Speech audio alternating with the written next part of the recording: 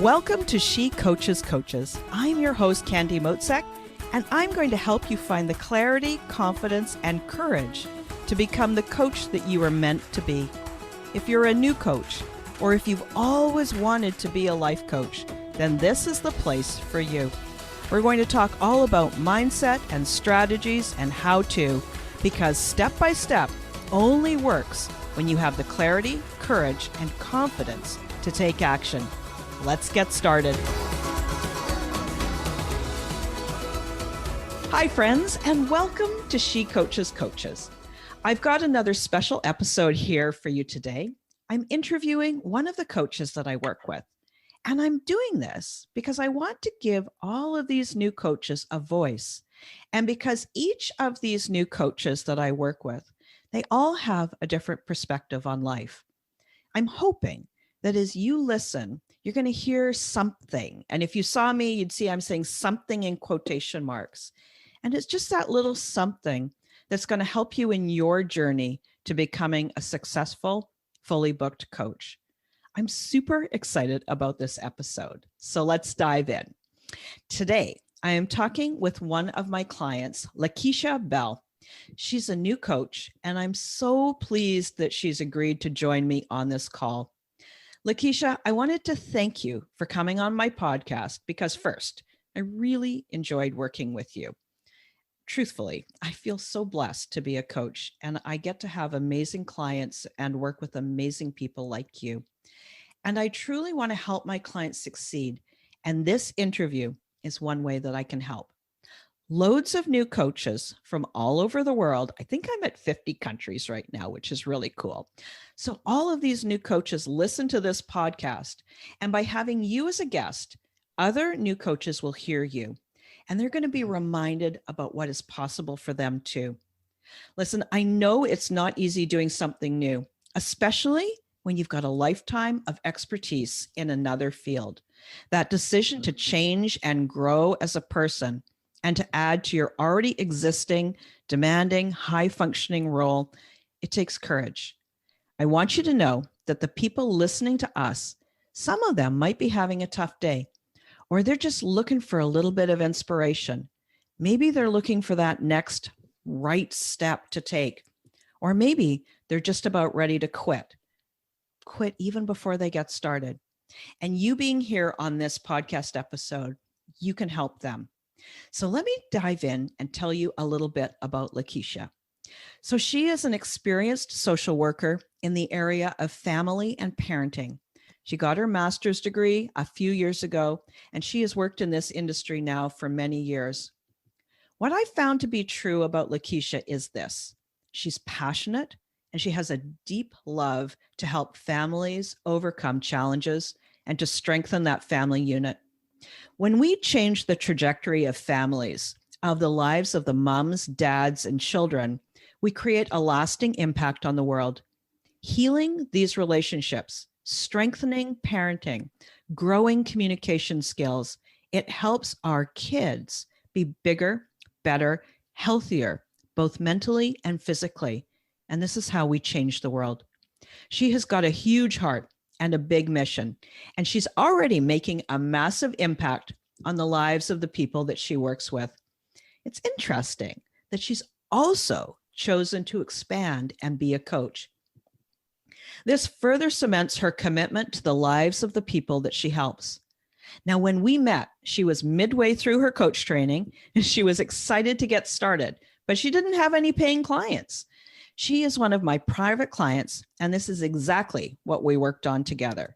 She learned how to sign her first paying clients.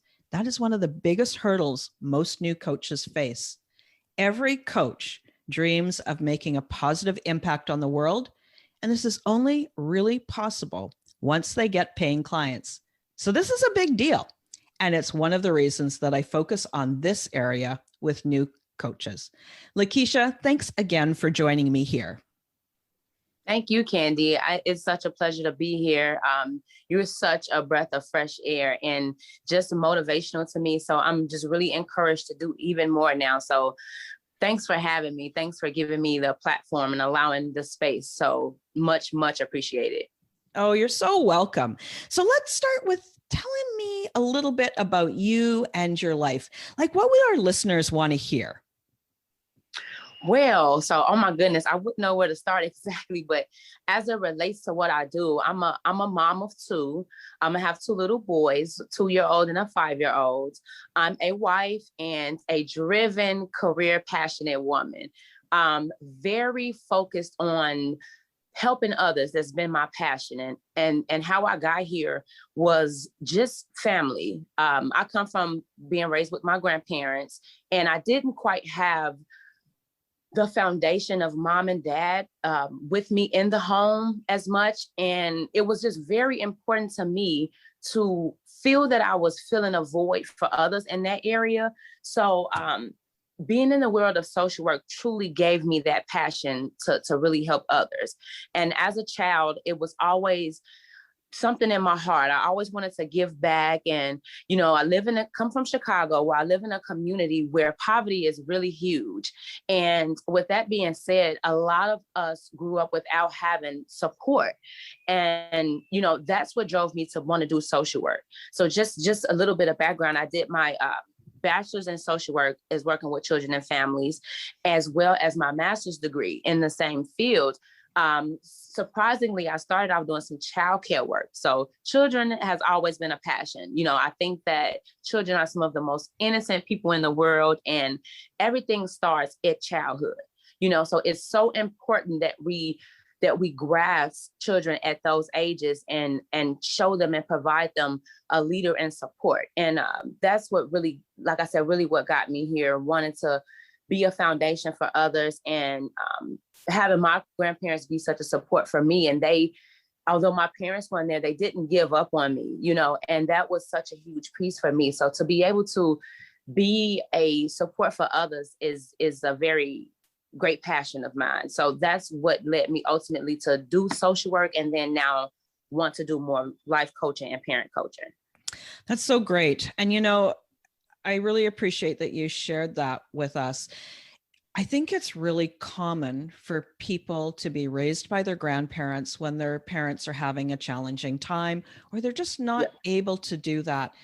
And I think about how blessed you were that your grandparents were able to take care of you. And the other thing that's important here is that every one of us, every person listening to this podcast, we've all had tough times in our life. And so often with coaches, that is that impetus that says, you know what, I want to make a difference in this area. I had a tough time. I worked through it. I overcame it. Sometimes we're still in transition, and we want to help other people too. So that's a really common theme that I hear. And so no wonder you're so passionate about being a coach. You said you grew up in Chicago. You still live in Chicago. Tell me a little bit about what that's like. Oh my goodness. Chicago is a very beautiful city. I know it's a lot of mixed emotions, but it's so many opportunities to do the work that we do when it comes to giving back. It's a very busy place. It's a place where you can, when the sun is shining, you just want to be outside. I'm from the south side of Chicago, but I'm so familiar with different other places, the east side of Chicago, the north, and obviously downtown, the city of Chicago. It allows room for growth. That's one thing about the city of Chicago. It's so huge, and the opportunities are just amazing. And within this field, as it relates to coaching, the networking opportunities are a true blessing. You have so many people who want to learn more about coaching, and so many people who just embrace something new within the city because it's so much to learn. I'm very passionate about giving back to, the community, and just being that support as it relates to representing for our city, because I think there's so much more to learn when it comes to the aspects of mental health within the city. This is a city that sometimes we often struggle with finding a piece of clarity when it comes to self-care and mental health resources. That's a huge piece. So, being that the city is so big, that platform allows the room to grow. So I really appreciate being in a space where the city is ongoing. That's great. Tell me something, like if I was to come and visit Chicago, what's something that I should go and see? Oh my Just goodness. the first thing that pops into your head. First thing that pops into my head is Navy Pier, right? The big Ferris wheel, and there's good food, and the lake view is amazing. The birds chirping. That's why I say the city is so beautiful, and you have to have some pizza if you come. That's definitely My favorite. I love pizza. yeah. That is definite. It's just such a great place to explore. And when you come, make sure you have your camera. Picture taking, lots of shopping. It's just such a beautiful place to be. Oh, that's so cool. So let's talk a little bit more about the kinds of people that you help with your coaching. I know it's parenting, communicating, but tell me more about it. And I'm asking you this from the place of, first, it's interesting for coaches to hear about what other coaches do. We're always curious, but also maybe there's somebody that's listening to this that needs a little bit of help with their parenting and their, options about how they relate to their family. Sure. So parent coaching for me comes from, I was employed, or currently still employed, with the agency where I'm allowed to do parent coaching with children who are in the DCFS, Department of Children and Family Services. So children who have been removed from their children's care due to neglect and abuse. So that's what started my background in coaching. I had the opportunity to connect with these families and find out what it was they needed to help with their parenting tools, to help with their parenting skills. What is it that you feel you lack as it relates to relationship building and communicating with your children? I believe that with parenting, we have to understand who we are as individuals, and then who we are as parents. And then thirdly, most importantly, we have to know our children. And a lot of times there's a disconnect. And sometimes we don't know where that disconnect comes from. So that's where I come in. I want to sit with my parents and establish a plan, create some tools that works for them as it relates to their specific family needs, because we all were raised differently. And a lot of times it tends to pour over into the way we parent our children.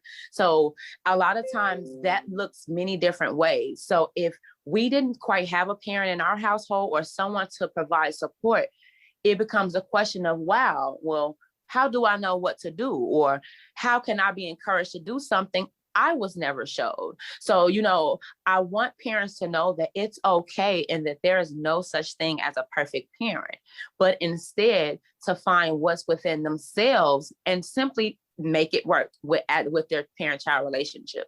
So I like to explore not just understanding the parenting piece, but how can we make this work for peace in your household? How can we focus on bonding and attachment? What does effective communication look like for you? What is your parenting style? And I think that once we're able to understand our parenting style, as I mentioned, it helps us sort of breeze through things easy. I want to help my parents to identify specific tips that they feel will help them move forward when it comes to parenting. And I know it's worked definitely evidence-based. I've had many parents reunify with their families, with their children, as relates to completing, a set of tips or just a few one-on-one workshops where they got to actually dive in and understand some common issues, like I said, and as it relates to communication or discipline.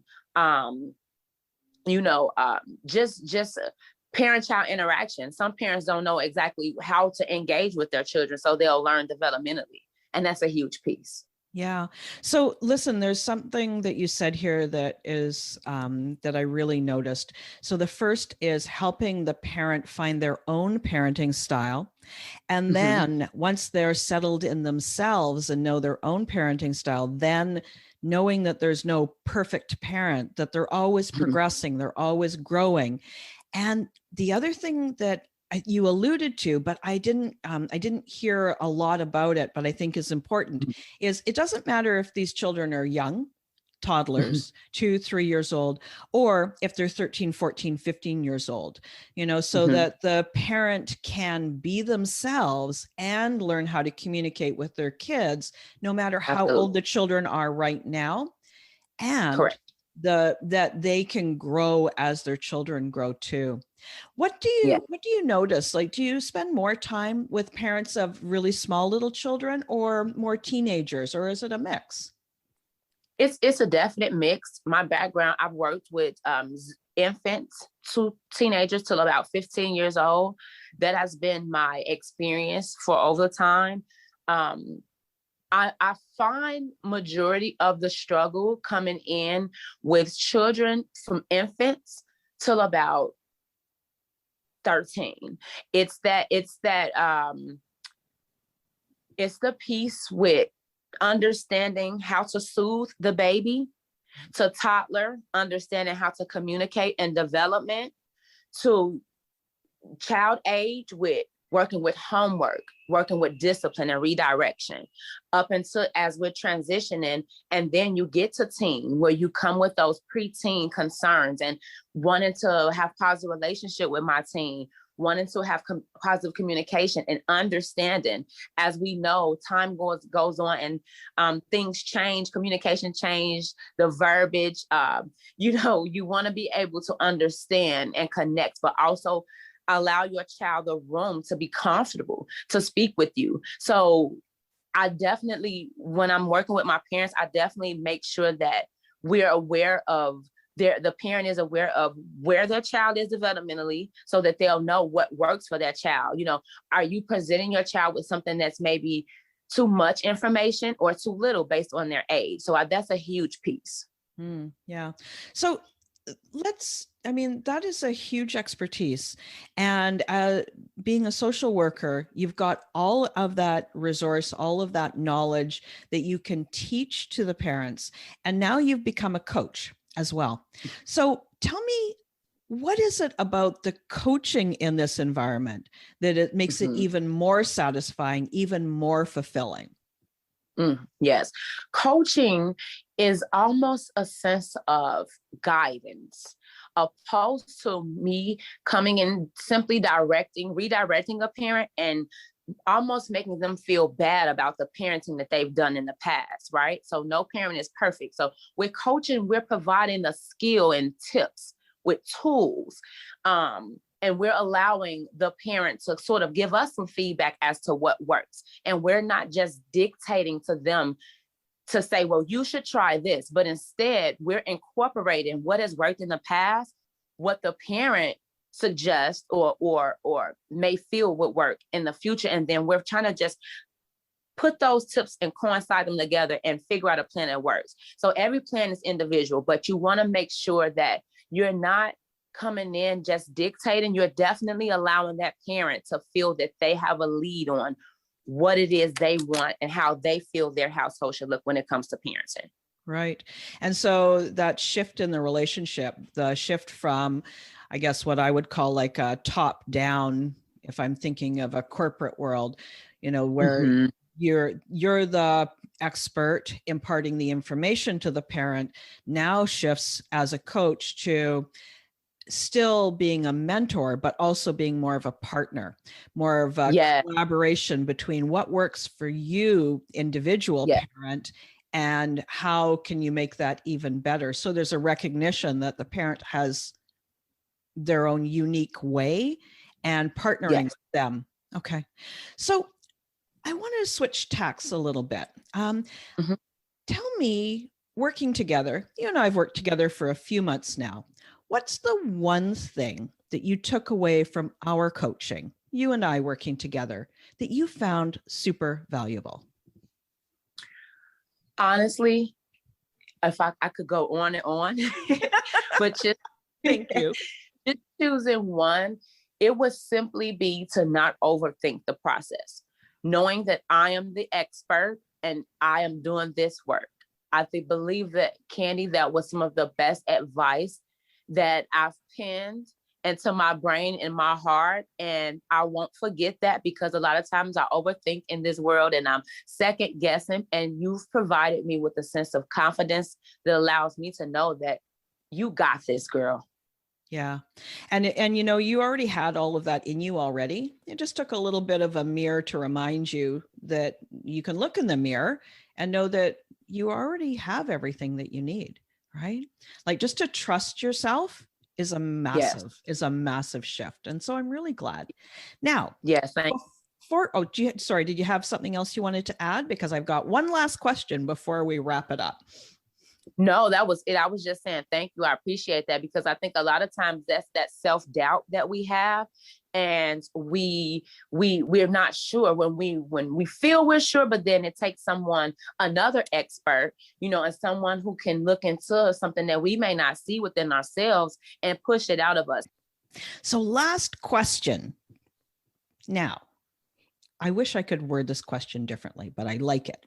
So if you could turn back that clock, what advice would you give to your 20-year-old self? Oh my goodness. The one thing I would tell my 20-year-old self is to not to give up. Yep. And stay driven. Yeah. Because that was something that I believe definitely played a role. There were a lot of times with that second guessing made me want to say, you know what, this is not for me.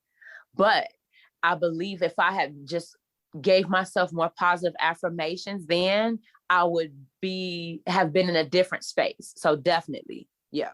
So just don't give up. Don't give up. Wow. That's powerful. And isn't that interesting that sometimes some of the most powerful things are these, just a few words that we string together that really make a difference. All right. Yeah. So this has been so great. I am always interested to hear about your experiences and your expertise. And I'm really fascinated too about your journey to become a coach. Now, I want to make sure that the people who are listening to this, the ones who really resonated with your message, that they've got a way to find you and continue the conversation. So how can somebody find you online? Do you have a website, social media? What can you share with us? Yes, please. So you can find me. I have a website. It's www.elementsoflifecoach.org. And you can go on there. You can learn more about myself. You can see some pictures. You can check into my consultations and my life and parent coaching and just see more of what I do. And then I also have a platform on Instagram, and my Instagram tag is Elements of Life Coach. And there I try to post good affirmations. Yeah. And I'm going to put those in the episode notes too, because I know somebody might be listening to this and they're on the bus and they don't have a pen and paper handy. Yeah. So they'll just be able to click through. And I have to echo that. I love your Instagram in particular, especially your stories. You always provide great resources for parents and just that positive vibe for picking up a day that might be feeling a little bit down. All right. So Lakeshia, thank you so much for joining me today on this interview. You know, I always enjoy talking to you, and I'm super excited to see how your coaching business continues to grow. I believe coaching is the way, like the big way, to help people create a more fulfilling life. And I know that you are going to continue to help your clients, those parents and children and grandparents, transform their relationships. And in doing that, they transform their own life too. It is incredible. I think of the possibility of what's going to happen from you coaching these folks. And I know that your experience and your message will really help my listeners too. It has been so much fun. Thank you, Candy. I truly appreciate it. And again, just looking forward to touching more families, engaging, networking. And you all have not seen the last of me. So again, Candy, thank you for the opportunity. Oh, you're so welcome. Okay, you guys, I hope you enjoyed this episode as much as I enjoyed the conversation with Lakeshia. And I want to hear from you. What did you learn from this interview? Now make sure to click through to the show notes, leave me a comment, go to Lakeshia's website and to her Instagram and follow her. I'm so honored that you're here listening to us having this conversation. And I hope you have a great day, and we'll talk to you again next week. Thanks again for listening today. Please hop on over to Apple Podcasts and leave a review. Also, I would love to hear from you. Did something that I say resonate? What else would you like to learn about? Click the link in the player and leave a comment on the post. This is going to give me great ideas for future episodes so I can help you best. Join me again next week for more coaching, support, and teaching to help you become the confident coach you are meant to be.